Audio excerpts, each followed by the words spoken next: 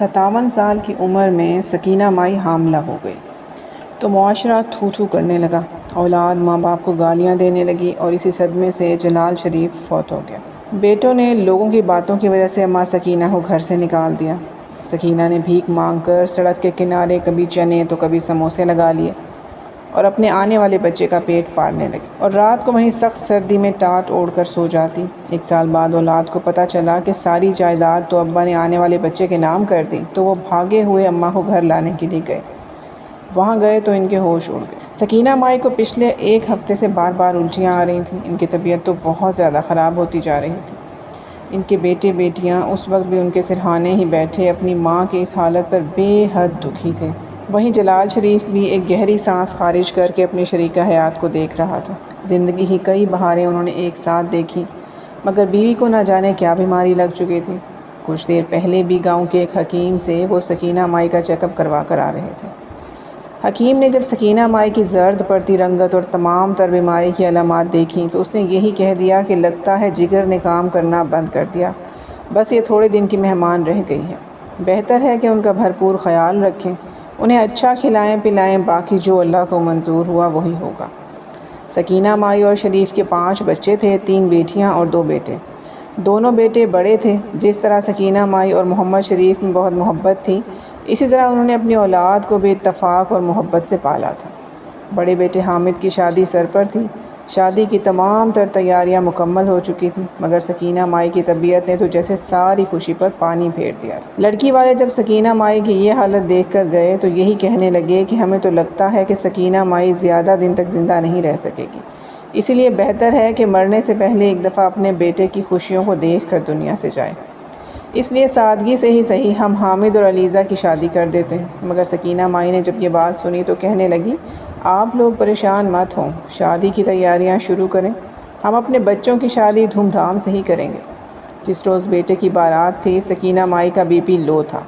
صبح سے 2-3 مرتبہ کہہ کر چکی تھی، مگر اس کے باوجود اس نے کسی کو نہیں بتایا تھا۔ جیسے ہی بارات لے کر سکینہ مائی میرج ہال میں پہنچی تو اسے چکر آئے اور وہ ہر کوئی سکینہ مائی کی جانب دوڑا کہ آخر سکینہ مائی کو اچانک کیا ہوا۔ ساری خوشیوں پر ایک مرتبہ پھر پانی پھر چکا تھا۔ اچھے خاصے ہنستے کھیلتے ماحول میں عجیب سی بدمزگی پیدا ہو چکی۔ حامد بھی اپنی ماں کو ہسپتال لے جانے لگا، مگر اس کے باپ نے اسے وہیں روک دیا۔ کہنے لگا، تم یہیں رکو، تمام تر رسمیں سر انجام دو، میں اپنی بیوی کو لے کر ڈاکٹر کے پاس جاتا ہوں۔ شریف کی 2 بیٹیاں اور 1 بیٹا سکینہ مائی کو لے کر ہسپتال جا چکے تھے۔ یہ شہر کا ایک بڑا ہسپتال تھا، جہاں پر تفصیل سے سکینہ مائی کے ٹیسٹ کیے گئے تو ان کے سارے ٹیسٹ ٹھیک تھے، نہ ہی جگر کا کوئی مسئلہ تھا اور نہ ہی دل کا۔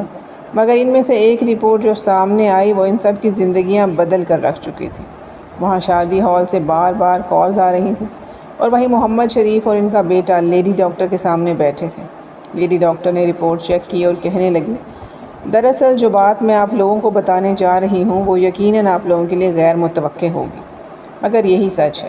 دراصل سکینہ مائی ماں بننے والی ہیں اور وہ پچھلے 4 ماہ سے حاملہ ہیں۔ یہ الفاظ تو گویا کسی دھماکے کی طرف محمد شریف اور یاسر کے سر پر پھٹے تھے۔ کتنی ہی دیر وہ کچھ سمجھ ہی نہ پائے۔ یاسر کا تو دل چاہا کہ ابھی زمین پھٹے اور وہ زمین میں دھنس جائے، جبکہ وہیں محمد شریف کبھی ڈاکٹر کے چہرے کو دیکھتا اور کبھی سامنے پڑی رپورٹ کو۔ یاسر تو وہاں سے اٹھ کر جا چکا تھا، جبکہ محمد شریف نے بڑی مشکل سے ہمت جمع کر کے ڈاکٹر سے کہا، آپ کو کوئی غلط فہمی تو نہیں ہوئی؟ اسے کوئی جگر کی بیماری تھی، گاؤں کے حکیم نے بتایا تھا۔ مگر ڈاکٹر کہنے لگی، ہم نے باقاعدہ الٹرا ساؤنڈ کیا ہے اور اسی میں یہ خبر واضح ہوئی ہے۔ یقین تو ہمیں بھی نہیں ہو رہا، یہ کسی کرشمے سے کم نہیں۔ محمد شریف اپنا سر پکڑ چکا تھا۔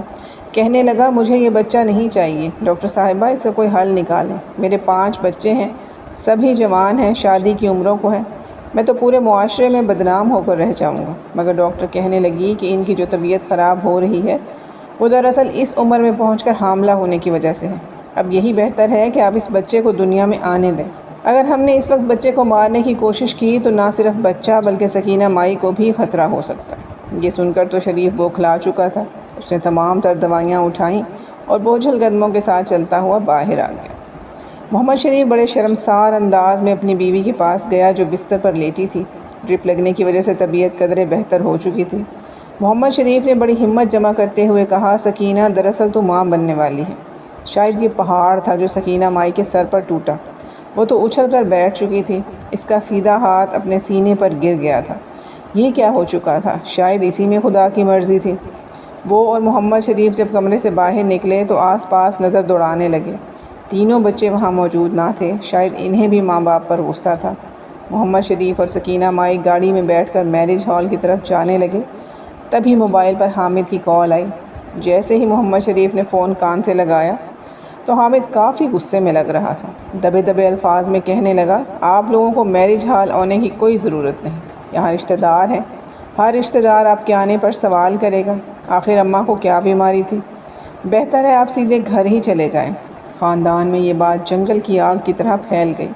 اگلے روز حامد کا ولیمہ تھا، مگر جو بھی رشتہ دار ولیمے میں آیا سکینہ کو تنقید کا نشانہ ہی بنایا۔ سکینہ مائی تو بیچ فنکشن چھوڑ کر ہی گھر واپس آ چکی تھی، پھوٹ پھوٹ کر رونے لگی۔ وہیں محمد شریف کو الگ تانے دینے لگے۔ حامد تو ولیمے کی شام کو کہہ رہا تھا، میں اب اس گھر میں نہیں رہوں گا، مجھے ایسے والدین کے ساتھ نہیں رہنا، میں جلد از جلد علیزے کے ساتھ الگ گھر میں شفٹ ہو جاؤں گا، مجھے مزید اپنی بدنامی نہیں کروانی۔ باقی بیٹیاں اور بیٹا بھی ماں باپ سے کٹ چکے تھے۔ وہ جو کبھی کھیلتا ہنستا گھرانہ ہوا کرتا تھا اب بکھر کر رہ گیا۔ محمد شریف کی طبیعت اس رات بے حد خراب تھی۔ وہ عشاء کی نماز پڑھ کر گھر آیا تو اپنے گھر کو ویران دیکھا۔ نہ ہی بیٹیوں نے پانی پوچھا، نہ ہی کسی نے کھانا گرم کر کے دیا اور نہ ہی کسی نے بیٹھ کر باتیں کی، بلکہ الٹا اس کو آتے دیکھ کر سب اپنے اپنے کمروں میں جا چکے تھے۔ یہ بات محمد شریف سے برداشت نہ ہوئی، وہ کمرے میں جا کر دھاڑیں مار کر رونے لگا۔ آخر اس نے غلط ہی کیا تھا، اس نے کوئی گناہ تو نہیں کیا تھا، کیا غلطی ہوئی؟ پھر آخر لوگ اسے کس جرم کی سزا دے رہے تھے؟ وہ دھاڑیں مارتا مارتا ایسا فرش پر گرا کہ دوبارہ اٹھ ہی نہ سکا۔ وہ اس دنیا سے رخصت ہو چکا تھا اور ایک بہت ہی دردناک کوہرام مر چکا تھا۔ باپ کو مرا دیکھ بچوں کو دکھ ہوا۔ بھلے ہی باپ سے اختلافات تھے، مگر انہوں نے زندگی کا ایک بڑا حصہ ان کی محبت اور شفقت میں گزارا تھا۔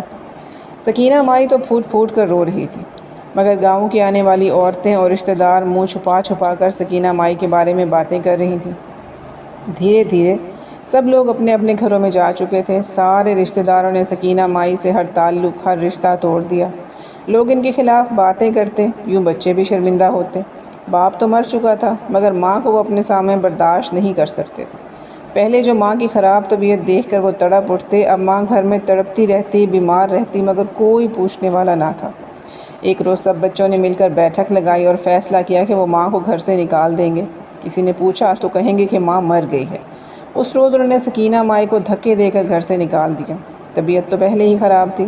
وہ روتی رہی، بچوں کے آگے ہاتھ جوڑتی رہی، یاد دلاتی رہی کہ وہ ان کی ماں ہے، وہ ایسا نہ کریں، مگر بچوں نے ایک نہ سنی۔ سکینہ مائی روتی دھوتی گھر سے باہر نکلی، آنکھوں سے مسلسل آنسو بہہ رہے تھے۔ کوئی سمجھ نہیں آ رہی تھی کہ کہاں جائے، اس کی زندگی تو بدل چکی تھی۔ وہ آ کر سڑک کی جانب ایک کنارے پر بیٹھ گئی، منہ چھپا کر رو رہی تھی۔ محمد شریف اسے بہت یاد آ رہا تھا۔ اگر وہ زندہ ہوتا تو یہ سب کچھ نہ ہوتا۔ اسے یوں بیٹھا دیکھ کر ایک دو لوگ وہاں سے گزرے اور اسے مجبور اور لاچار عورت سمجھ کر کچھ پیسے اس کے سامنے رکھے۔ یہ دیکھ کر تو سکینہ مزید رونے لگی۔ لوگ تو بھکارن سمجھ رہے تھے۔ ان پیسوں سے اس نے ایک ہوٹل سے روٹی خریدی اور وہیں بیٹھ کر کھانے لگی۔ اس نے سوچ لیا تھا کہ وہ یوں ہی اپنے اور اپنے بچے کا پیٹ پالے گی، مگر ہمیشہ بھیک بھی نہیں مانگے گی، بلکہ حق حلال کی محنت سے کام کرے گی اور کمائے گی۔ وہ یوں ہی اپنا وجود بڑی سی چادر میں ڈھانپتے ہوئے ایک جانب بیٹھ جایا کرتی اور لوگ اسے بھیک دیتے رہتے۔ دن میں یہی کوشش کرتی کہ ایک وقت کا کھانا کھائے۔ یوں پیسے جمع کر کر کے اس نے کبھی سموسے تو کبھی آلو چھولے بیچنا شروع کر دیے۔ اس کے ہاتھ میں بہت ذائقہ تھا۔ وہ اپنے ہونے والے بچے کو دنیا میں لانا چاہتی تھی۔ اس کے سموسے بھی اس قدر لذیذ ہوتے کہ لوگ بڑی بڑی دکانوں کو چھوڑ کر اسی کے سموسے خرید کر لے جایا کرتے۔ یوں اس کے پاس اچھے خاصے پیسے اکٹھے ہونے لگے۔ وہ ایک ہوٹل کی پچھلی جانب چلی جاتی جہاں کسی کا بھی گزر نہ ہوتا۔ وہیں وہ سر ڈھکنے کے لیے ایک چادر سے کپڑے پر کی چھت بناتی اور زمین پر ٹاٹ بچھا کر سو جاتی۔ سردیاں آ چکی تھیں، موسم سرد تھا۔ وہ کانپتی رہتی مگر کسی کے سامنے ہاتھ نہ پھیلایا۔ وہ ٹاٹ کو اپنے جسم پر لپیٹ کر ساری رات بیٹھی خدا کا ذکر کرتی۔ اسے نیند نہیں آتی تھی۔ ذرا سے سورج کی گرمائش ہوتی تو کچھ سکون ملتا۔ یوں ہی کرتے کرتے 9 ماہ بیت گئے اور اس نے ایک بیٹے کو جنم دیا۔ بیٹے کو دیکھ کر وہ زاروں قطار رونے لگی۔ یہ بیٹا بہت قیمتی تھا، کیونکہ اس کے لیے اس نے بہت سی مصیبتوں کو سہا تھا۔ سکینہ ہسپتال سے نکلی اور ایک کمرے کا کرائے کا گھر دیکھا۔ اس کے پاس اتنے پیسے تھے کہ وہ ایک کمرے کا کرایہ ادا کر سکتی تھی۔ باقی پیسوں سے اس نے اپنے بچے کے لیے اشیاء خریدی اور بچے کو اپنے ساتھ لے جاتی، سموسے بیچتی۔ ایسا کرتے ہوئے اسے 1 سال بیت چکا تھا۔ جب چھوٹے بیٹے نے بھی شادی کر لی اور کسی وجہ سے گھر میں انبن ہوئی تو جائیداد کے بٹوارے کی بات آئی۔ جب وکیل سے اس جائیداد کے بارے میں بات کی گئی تو وکیل کہنے لگا کہ یہ جائیداد تو آپ کے والد صاحب اپنی ماں سکینہ مائی، آپ کی ماں سکینہ مائی اور اس کے ہونے والی اولاد کے نام کر گئے۔ جب تک یہ جائیداد آپ کے نام نہیں ہوگی آپ اس جائیداد پر کوئی حق نہیں رکھتے۔ یہ جان کر تو ان کے پیروں تلے زمین نکل گئی۔ جائیداد کی لالچ میں ہی دونوں بیٹے اور بیٹیاں ماں کو ڈھونڈنے لگے۔ پورا علاقہ چھان مارا مگر انہیں ماں نہ ملی۔ حامد سڑکوں پر مارا مارا پھرتا ایک جگہ آ کر رکا۔ وہ کار میں بیٹھا تھا، آس پاس جاتے لوگوں کو دیکھ رہا تھا کہ اچانک اس کی نظر اپنی ماں پر پڑی۔ وہ ایک جانب ریڑھی پر سموسے بیچ رہی تھی۔ کئی لوگ اکٹھے تھے اور سموسے لیے جا رہے تھے۔ وہ گاڑی سے اترا۔ اس نے دوسرے بھائی کو بھی فون کیا۔ جیسے ہی لوگوں کا رش کم ہوا ماں وہاں سے جانے لگی۔ دونوں ماں کے قدموں میں بیٹھ گئے اور دھاڑے مار کر رونے لگے اور معافیا مانگنے لگے۔ کہنے لگے اماں معاف کر دو، تمہارے جانے کے بعد زندگی بدل کر رہ گئی۔ ہم نے بہت بڑی غلطی کر دی، تمہیں گھر سے نکال دیا۔ ماں نے بیٹوں کو روتے دیکھا تو اگلے ہی پل الزامات بھول چکی تھی اور معاف کر دیا۔ وہ دونوں بیٹے ماں کو لے کر گھر آ گئے۔ بیٹیاں اور بہوئیں ہر کوئی سکینہ مائی کی آؤ بھگت کر رہا تھا۔ سکینہ مائی کو دال میں کچھ کالا لگنے لگا۔ وہ اپنے کمرے میں بیٹوں کے ساتھ موجود تھی جب ذہن میں عجیب سے وسوسے آ رہے تھے۔ لگ رہا تھا جیسے کچھ غلط ہونے والا ہے۔ اس کی چھوٹی بیٹی اس کے اور چھوٹے بھائی کے لیے دودھ لائی، کہنے لگی کہ پی لیں۔ سکینہ مائی نے بھی حامی بھر لی مگر جیسے ہی وہ دودھ پینے لگی تو گود میں لیٹے ہوئے بیٹے کی کوہنی سے وہ گلاس نیچے گرا۔ گلاس گرنے سے سارا بستر اور فرش گندا ہو چکا تھا۔ اس نے منہاج کو ایک جانب لٹایا اور کپڑا لینے کے لیے جانے لگی۔ جیسے ہی بیٹے کے کمرے کے پاس آئی تو کچھ آوازیں سن کر اس کے پیروں کے نیچے سے زمین نکل گئی۔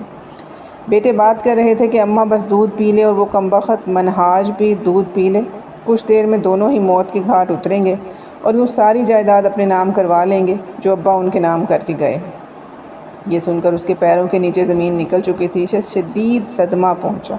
بہرحال کچھ دیر میں جب بیٹوں نے آ کر دیکھا تو ماں کمرے میں موجود ہی نہ تھی، نہ ہی اس کا کوئی سامان تھا۔ وہ لوگ تو ہاتھ مسلتے رہ گئے۔ آدھی رات کو سکینہ مائی اس گھر سے بھاگ کر واپس اپنے کرائے کے مکان تک آ چکی تھی۔ اگلے روز وکیل سے ملی، حقیقت سے آگاہ کیا۔ وہ بھی حیران ہوا۔ اس نے ساری جائیداد سکینہ مائی اور منہاج کے نام کرنے کے لیے کاغذ پر دستخط کروائے۔ سکینہ مائی رو پڑی اور روتے ہوئے کہنے لگی، نہیں وکیل صاحب، بھلے ہی بچوں نے میرے ساتھ زیادتی کی ہے مگر آپ میری اور منہاج کی جائیداد کا حصہ میرے نام کر دیں اور باقی جائیداد میرے بچوں میں تقسیم کروا دیں۔ جب تک میری سانسیں چلتی ہیں میں اپنے اور اپنے بیٹے کے لیے خود کما کر کھاؤں گی۔ میں نہیں چاہتی کہ میرے بیٹوں پر کسی بھی طرح کی کوئی بد دعا لگے۔ یہ کہہ کر وہ وہاں سے اٹھ چکی تھی۔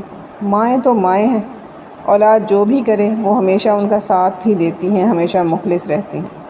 بس خدا ہمارے سروں پر ہمارے والدین کا سایہ سلامت رکھے۔ اس دنیا میں وقت کے ساتھ ساتھ ہر چیز کا نعم البدل مل جاتا ہے لیکن والدین کا نہیں ہو سکتا۔ اللہ ہر اولاد کو اپنے والدین کے ساتھ ہمیشہ شفقت سے پیش آنے کی توفیق عطا فرمائے۔